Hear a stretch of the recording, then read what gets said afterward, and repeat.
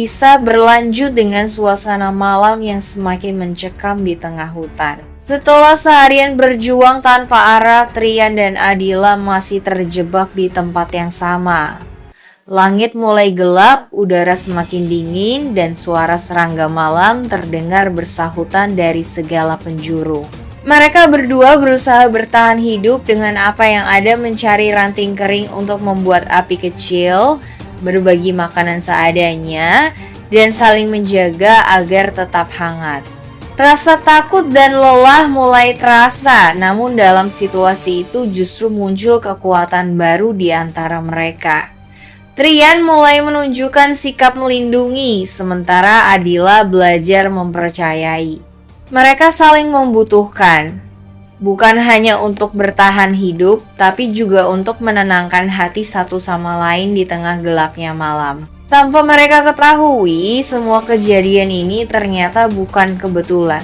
Rencana licik diam-diam disusun oleh Lucy, sepupu Adila yang tinggal serumah. Lucy sebenarnya berniat menjebak Adila dan Rama, berharap mereka akan menghabiskan waktu bersama agar kedekatan lama kembali terjalin. Namun rencana itu justru berbalik arah, yang terjebak bukan Rama, melainkan Trian. Kesalahan itu membuat situasi menjadi di luar kendali. Lucy tak menyangka bahwa jebakannya akan membuat Adila dan Trian benar-benar menghilang dari rumah, bahkan terjebak di hutan yang jauh dari pemukiman. Ia mulai panik ketika kabar hilangnya mereka menyebar luas, sementara Rama ikut sibuk melakukan pencarian tanpa tahu bahwa yang bersama Adila adalah Trian. Malam itu menjadi malam panjang bagi Adila dan Trian, bukan hanya karena mereka harus bertahan hidup, tetapi juga karena tanpa disadari, kebersamaan di tengah hutan mulai menumbuhkan kedekatan yang tidak bisa mereka tolak. Sementara Lucy hanya bisa menyesali kesalahannya yang kini mulai membawa akibat besar bagi semua orang. Malam semakin larut, hutan diselimuti kabut tipis dan udara dingin yang menusuk. Di bawah sinar bulan pucat, Adila perlahan membuka mata.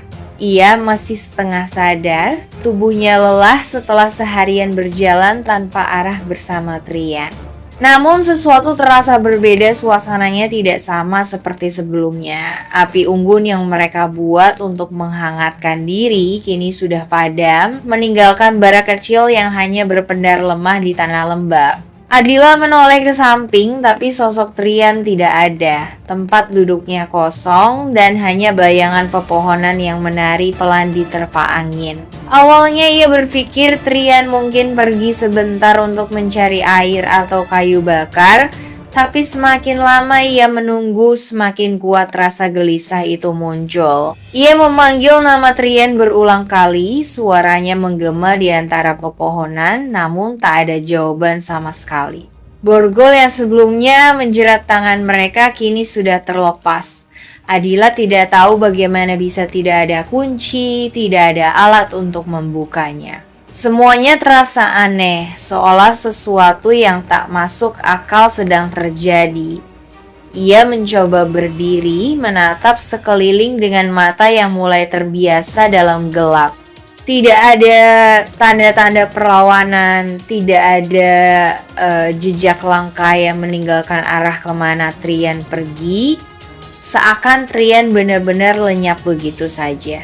Rasa takut mulai merayap dalam dada. Adila berusaha tetap tenang, tapi suara ranting patah dari kejauhan membuatnya tersentak. Ia menatap ke segala arah berharap menemukan bayangan seseorang, namun yang ada hanya kegelapan pekat dan desir angin yang terdengar seperti bisikan. Langit malam tampak redup seolah waktu berhenti berputar di tempat itu. Adila memeluk dirinya sendiri, mencoba menenangkan napas yang mulai tidak beraturan. Dalam benaknya muncul pertanyaan yang tak bisa dijawab, apa yang sebenarnya terjadi? Apakah Trian benar-benar meninggalkannya sendirian di hutan, atau ini hanya mimpi panjang yang terasa terlalu nyata? Bayangan tentang kebersamaan mereka sebelumnya masih terlintas jelas saat saling membantu menyalakan api, berbagi air, bahkan ketika Trian meneduhinya dari dingin. Semua terasa begitu hidup, tapi kini semuanya menghilang tanpa jejak. Malam itu terasa panjang dan misterius. Adila tidak tahu apakah ia sedang terjebak di antara kenyataan dan mimpi. Yang pasti, sesuatu yang aneh sedang terjadi di hutan itu, sesuatu yang akan mengubah segalanya ketika pagi tiba. Adila mencoba berdiri, menatap ke arah kegelapan yang menelan pandangannya. Semakin lama ia mencari, semakin kuat rasa aneh yang tumbuh dalam dirinya, seolah semua ini tak sepenuhnya nyata.